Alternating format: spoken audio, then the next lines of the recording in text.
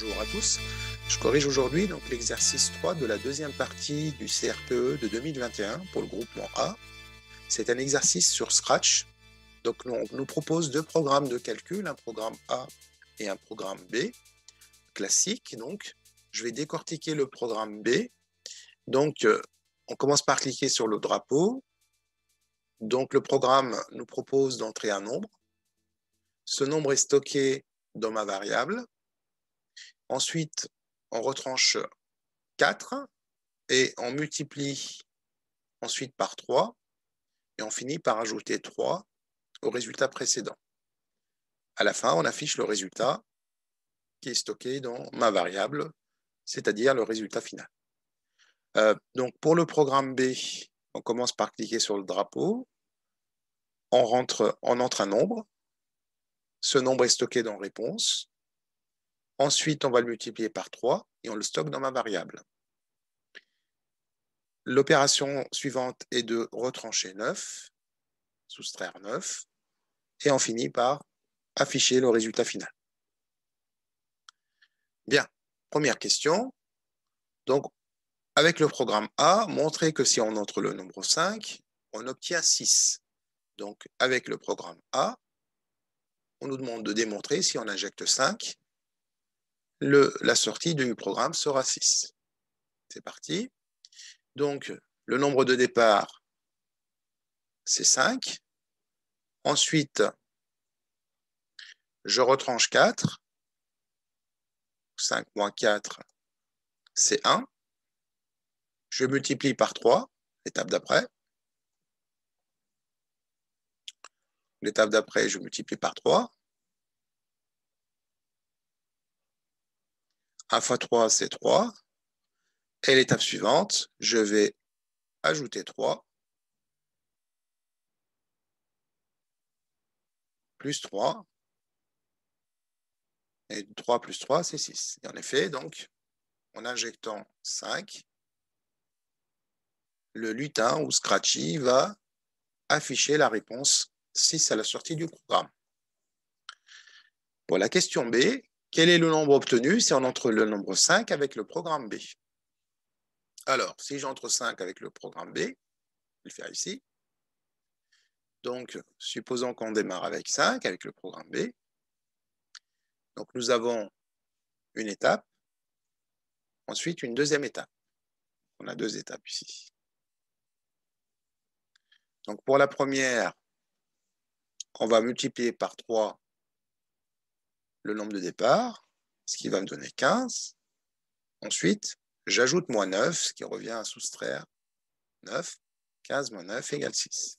En effet, avec le programme B, si j'injecte 5, la sortie du programme sera forcément 6. Très bien. Alors, la question C, calculer le nombre obtenu avec les programmes A et B si on entre le nombre 5,2. Bien. Alors, le 5,2, donc la question C, je vais la traiter ici. Alors, donc mon nombre de départ, c'est 5,2.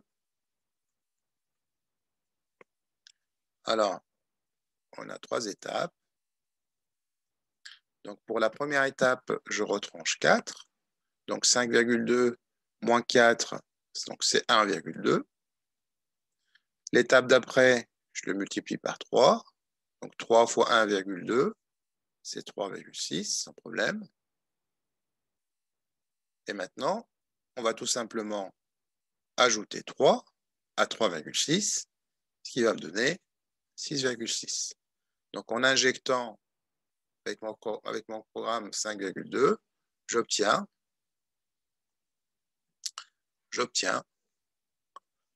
6,6. Alors, on va faire la même chose pour le programme B. Alors, je fais la même chose pour le programme B. Donc, je vais démarrer avec 5,2. Donc, si j'injecte 5,2, j'ai deux étapes contrairement au programme A. On va multiplier par 3. Ensuite, on retranchera 9. Alors, multiplier 5,2 par 3 va me donner 15 6,6. Si je retranche 9, j'obtiens 6,6. Donc, encore une fois, les deux programmes donnent la même sortie en injectant les mêmes nombres de départ. Donc, j'injecte 5,2, j'obtiens 6,6 comme le programme A. Donc, voilà pour la question C. Alors, quelle conjecture pouvez-vous émettre, valider ou rejeter votre conjecture par une démonstration? Alors, une conjecture, c'est une remarque, une propriété qui émane à partir d'un calcul. On peut émettre la conjecture suivante en disant que les deux programmes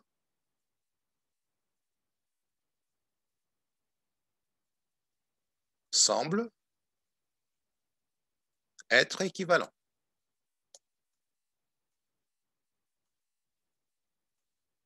Alors, dans ma conjecture, le terme que j'utilise semble veut tout dire. Ça n'est pas une démonstration.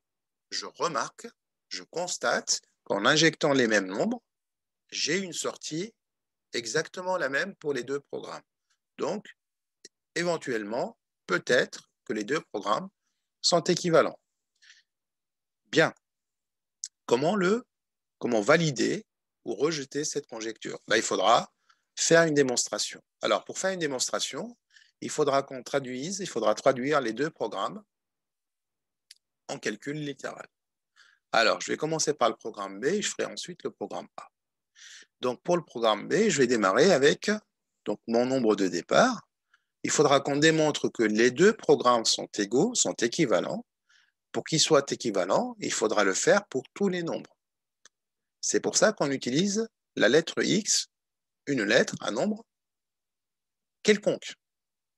Alors, si vous faites, je ne sais pas, 100 vérifications avec 100 nombres, et vous trouvez que les deux programmes sont égaux, ça n'est pas une démonstration, parce qu'il vous manque une infinité de nombres. Alors que si vous partez avec un nombre X quelconque, votre démonstration est valable pour tous les nombres. Donc, ça veut dire que vous l'avez testé, vous l'avez même testé avec tous les nombres existants. Donc, retenez ça. Donc, quand vous avez à démontrer que deux programmes de calcul sont équivalents, votre nombre de départ est forcément un nombre quelconque. Donc, on choisira X, bien sûr. Donc, si je prends le nombre de départ X, j'ai deux étapes de calcul. Donc, deux étapes, donc deux flèches ici. Alors, la première étape, je vais multiplier mon nombre X par 3.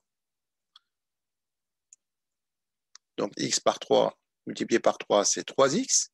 Et maintenant, je retranche 9.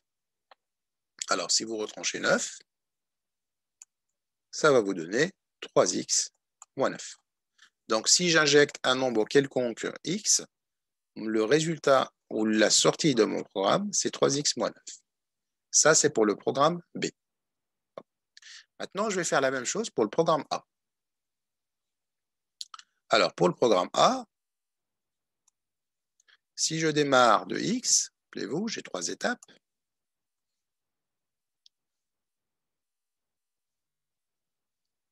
Voilà. Donc, les trois étapes, on va retourner voir le programme. Donc, la première, j'ajoute moins 4, je multiplie par 3, et ensuite j'ajoute 3. Donc, si vous ajoutez moins 4, ça revient à retrancher 4. Donc, x moins 4. Ensuite, on va multiplier par 3. Alors, attention, quand vous multipliez par 3, vous multipliez x moins 4. Donc, ça veut dire que, alors je vais effacer ici parce qu'il me faut de la place. Ça veut dire que vous allez multiplier le x moins 4 entre parenthèses, fois 3. Alors ça, c'est la même chose que 3 fois x moins 4 sans le fond. Voilà. Donc, c'est-à-dire que j'ai multiplié 3 par x moins 4. Je ne vais pas développer pour le moment. Je vais laisser ça comme ça. On verra par la suite. Donc maintenant, je vais passer à l'étape finale. Donc à la fin, on nous demande d'ajouter 3. Donc si j'ajoute 3, donc ma sortie, c'est 3 fois x moins 4 plus 3. Voilà pour cette partie. Donc maintenant, je sais que si j'injecte x avec le programme A, la sortie de mon programme, c'est 3 facteurs de x moins 4 plus 3. Alors maintenant, n'oubliez pas ce qu'on doit démontrer. On doit démontrer que les deux programmes sont équivalents, c'est-à-dire les deux sorties sont égales. Autrement dit, on est censé démontrer que 3x moins 9 est la même chose que 3 facteurs de x moins 4 plus 3. Donc vous avez tous compris, il va falloir développer cette expression et arriver à démontrer que cette expression, c'est la même que 3x moins 9. On va y aller. Donc, pour la développer, je vais utiliser la simple distributivité ici. Donc, je vais distribuer le 3. Donc, on va distribuer la multiplication sur ces deux termes. Et puis, ensuite, on va réduire. Donc, distribuer le 3 sur x, c'est 3x. Donc, chaque flèche ici veut dire fois. Donc, 3 fois x, et puis 3 fois 4. Donc, 3 fois x, moins 3 fois 4, égale 12.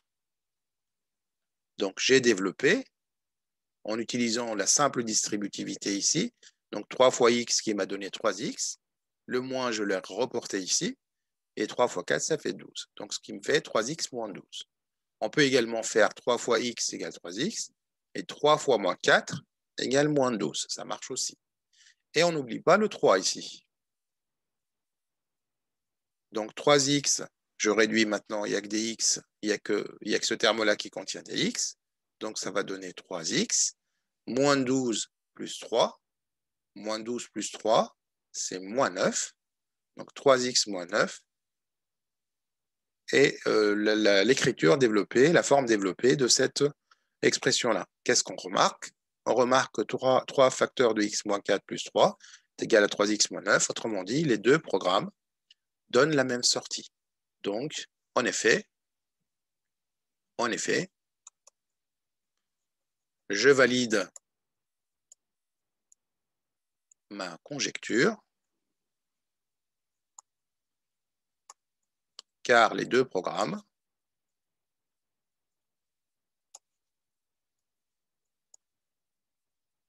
sont égaux. Donc, quel que soit le nombre que vous allez utiliser au départ, vous aurez à la sortie exactement le même résultat avec le programme A et le programme B. Voilà pour ces deux premières questions. On va passer à la question suivante. La question 2. Que faut-il entrer avec le programme B pour obtenir le nombre 14? Bon, ça, je vais la faire sur la page suivante.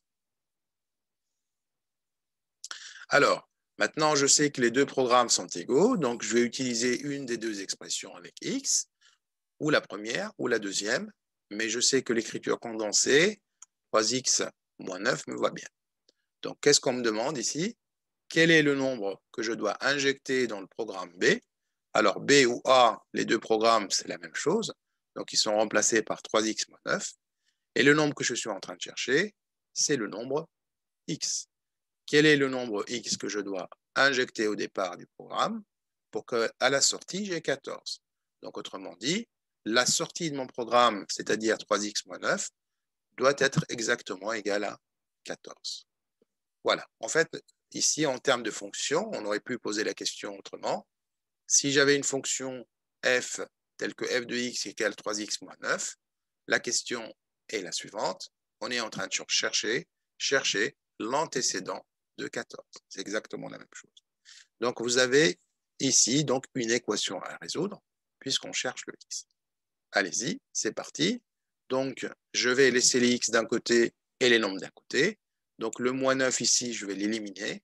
Pour l'éliminer, je vais rajouter plus 9 des deux côtés.